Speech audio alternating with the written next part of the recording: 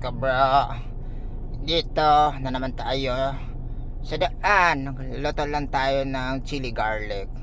Ayan, kutaw-kutaw lang sa tagi na agmay. Sinsya na sa boses ko, naka-effect yan. Okay, ito na, malapit na maluto.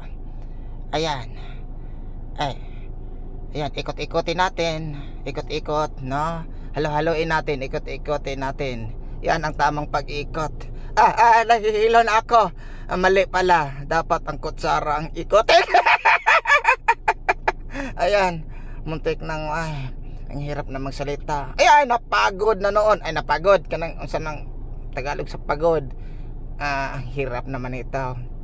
Ayan, luto na mga kaibigan ko. Ayan, ang sarap-sarap nito. Hainin na natin. Saka pala, dito pala kami sa gilid ng daan. Ayan, ibinta namin to mamaya. Ito kayo, order lang kayo ha.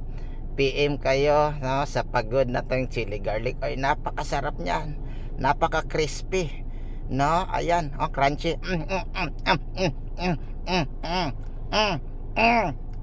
Rinig nyo? Dito tayo sa kabila. Ayan, muranis ka ng chili garlic nga na kanang garlic nga nas manibit ang apirti kalotong.